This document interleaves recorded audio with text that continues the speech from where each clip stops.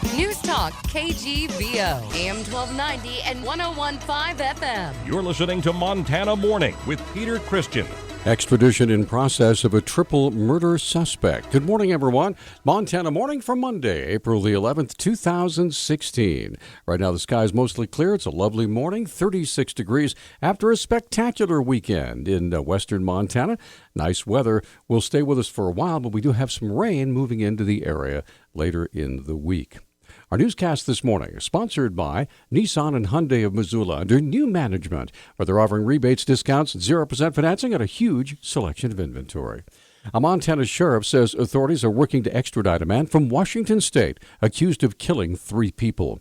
Carbon County Sheriff Josh McQuillan said Saturday the sheriff's office is working with the coroner on identifications. Robert James LeCoux faces 3 counts of deliberate homicide in the shooting deaths of 2 women and 1 man, whose bodies were discovered in a home in Belfry just north of the Wyoming border. The bodies were found Thursday morning, as we reported, after a neighbor requested a welfare check of the home.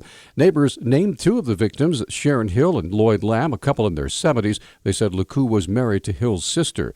It was not immediately clear if LeCoux had already had an attorney. A man wanted in more than 20 states is now sitting in the Missoula jail thanks to an observant store employee. 25-year-old Felipe Perez Reyes is accused of making about $200,000 worth of purchases using counterfeit credit cards.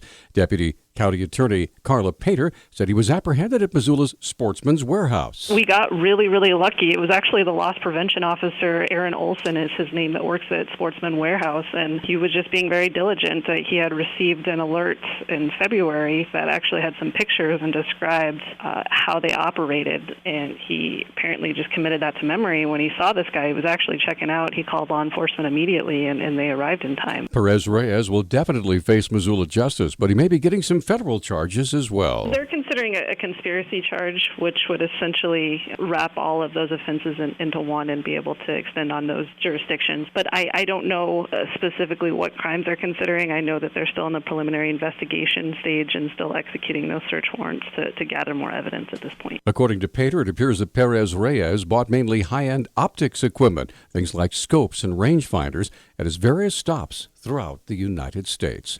A fire burning at a tire recycling plant near Ronan early Friday morning sent smoke billowing over Flathead Lake and the Mission Valley. KGVO's Jeff Smith reported that firefighters used foam in an attempt to beat back the blaze that was burning in a large pile of tires at the tire depot. Crews also used dirt and clay to cover the burning tires.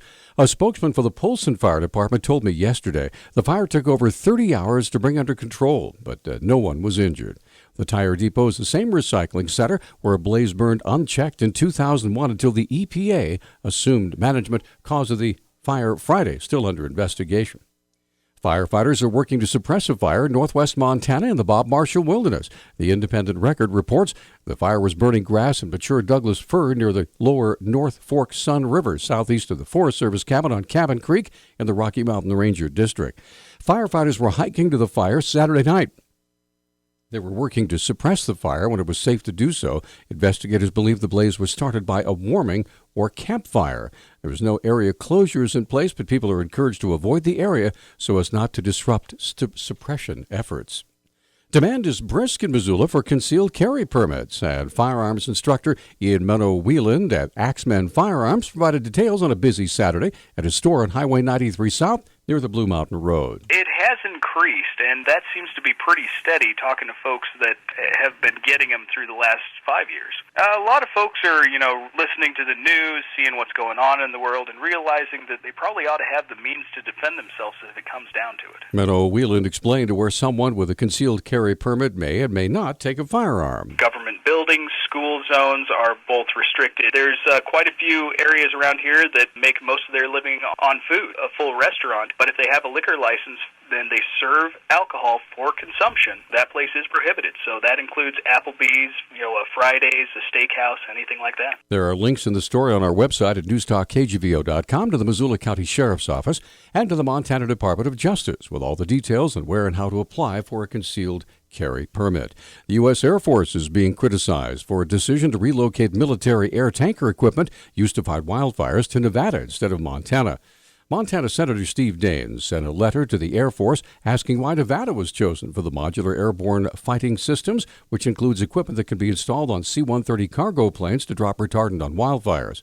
According to the Great Falls Tribune, the system can be used by governors where the Air National Guard flight crews operate. It also includes Wyoming. Colorado uses an Air Force Reserve Command unit. The Department of Defense provides the aircraft. A National Guard spokesman said all Air National Guard C-130 units were considered, including the Montana Air National Guard. Montana's Commissioner of Political Practices, Jonathan Modell, said Friday that the recently completed Art Wittig trial was the first time in 75 years that a candidate had been adjudicated as a campaign practice violator. The fact that this case is into court is Mr. Wittig's choice.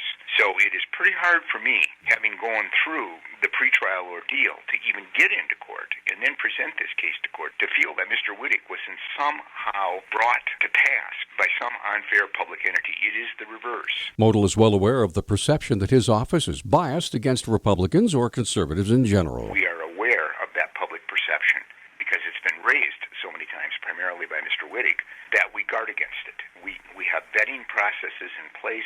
We work in teams, and we're all Montanans here. There's only 7 of us, but we're Montanans.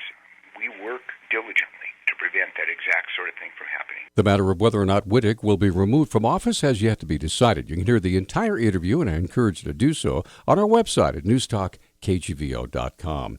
A University of Montana student recently received the Hearst Journalism Award. Sarah Jovetic, of course, is one of the reporters here at KGVO, is a senior majoring in journalism at UM. She talks about how she was recognized for such an accomplishment. I was put up for a Hearst Award this year, which is a competition between huge schools nationwide, and basically all of the students submit pieces. They can be serious news stories, sports features, everything from TV to multimedia to just regular news writing. And I was lucky enough to have tied for 12th place among some huge schools in the nation for a piece that I did on budget cuts at the university. Jovetic said the idea behind the story didn't come to fruition until students got involved. We actually pitched the budget cuts idea like a month before we actually did the story. We didn't really think anything was going to come of it, mostly just because we thought that it would blow over and people would stop being upset about it. But then it turned into students actually being upset about it, planning protests, secret meetings, if you will, with professors and things like that, community members. And that's kind of where we got the idea for the story.